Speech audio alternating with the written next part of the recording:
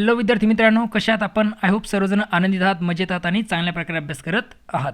आजचा जो आपला व्हिडिओ आहे, या व्हिडिओमध्ये आपण बघणार आहोत इयत्ता 10वीची जी पोएम आहे द ट्विन्स, या पोएमचं ॲप्रिशिएशन आपण या व्हिडिओमध्ये समजून घेणार आहोत. ओके, सर्वात महत्त्वाची गोष्ट की इयत्ता 10वीच्या सर्व पोएम्स आहेत त्याचं ॲप्रिशिएशनच्या ज्या व्हिडिओ लिंक्स आहेत त्या डिस्क्रिप्शनमध्ये दिलेल्या आहेत, त्यावर जाऊन तुम्ही इयत्ता 10वीच्या सर्व पोएमचे ॲप्रिशिएशन समजून घेऊ शकता.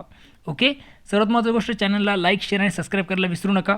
ओके, चला तर आता वेळ न गमावता सुरुवात करूया मग द ट्विन्स या पोएमचं ॲप्रिशिएशन समजून घ्यायला.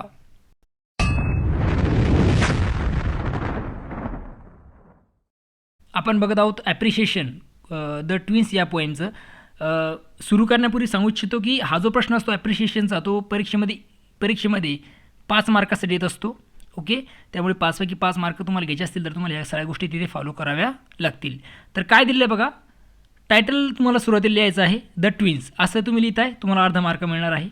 पोएटचं नाव लिहितायचं, पोएटचं नाव काय, हेनरी सॅम्ब्रुक लेक. ओके, असं नाव लिहिलं तुम्ही, त्याला तुम्हाला अर्धा मार्क मिळणार आहे.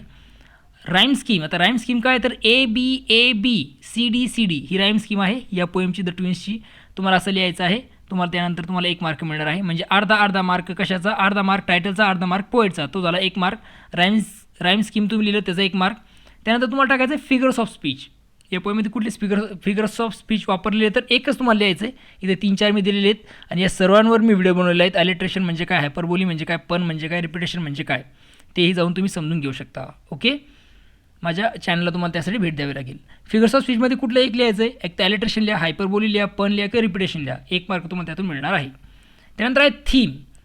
ओके, थीम किंवा मग त्याला सेंट्रल आयडिया अशा प्रकारचा पॉईंट तुम्हाला येऊ शकतो. हा पॉईंट 2 मार्कासाठी असणार आहे.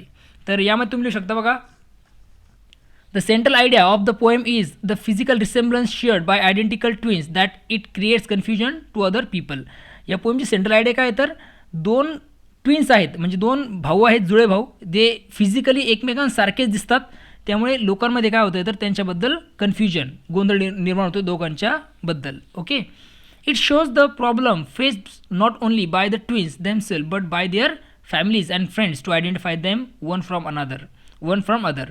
आणि या पोएममध्ये दाखवलं की कशा प्रकारे प्रॉब्लेम फेस केले जात आहेत त्या दोन्ही भावांकडून एकमेकांबद्दल, ते सारखे दिसतात. त्यामुळे त्याचबरोबर त्यांच्या फॅमिली मेंबर्स असतील किंवा फ्रेंड्स असतील त्यांनासुद्धा दोघांमध्ये कम्पेअर करणं किंवा दोघांना ओळखणं किती जड जातं हे या पोएममध्ये सांगितलेलं आहे. ही या पोएमची सेंट्रल थीम आहे. This poem particularly talk about one of the brothers that feel he is suffering because of the resemblance with his twin. या पोएममध्ये सांगितलं की एक भावाची ते व्यथा सांगितलेली की तो किती त्रास सहन करतोय, कारण त्याच्यासारखा दिसणारा त्याचा भाऊ आहे, त्यामुळे किती त्रास त्याला सहन करावा लागतो हे याच्यामध्ये सांगितलेलं आहे.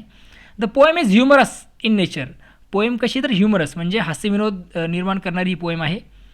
And talks about twins in a light hearted manner. आणि तो स्वतःच्या भावाबद्दल एका लाईट हार्टेड मॅनरमध्ये यामध्ये बोललं गेलेलं आहे. ओके, अशा प्रकारे तुम्ही ॲप्रिशिएशन लिहू शकता द ट्विन्स या पोएमचं. आय होप तुम्हाला द ट्विन्स या पोएमचं ॲप्रिशिएशन समजलेलं आहे. सर्वात महत्त्वाची गोष्ट, सर्व ॲप्रिशिएशनच्या लिंक्स तुम्हाला डिस्क्रिप्शनमध्ये दिलेल्या आहेत. त्याचबरोबर इयत्ता 10वीची एक प्लेलिस्ट मी बनवली आहे, ती सुद्धा तुम्हाला डिस्क्रिप्शनमध्ये दिली आहे. त्यावर जाऊन तुम्ही इयत्ता 10वीचे सर्व व्हिडिओ समजून घेऊ शकता. ओके, चला, चॅनलला लाईक, शेअर आणि सबस्क्राईब करायला विसरू नका. चला तर आता पुन्हा भेटूया नवीन व्हिडिओमध्ये. बघत राहा सुबोध जाधव इंग्लिश सोल्युशन हे आपलं यूट्यूब चॅनल. तोपर्यंत थँक्यू अँड टेक केअर.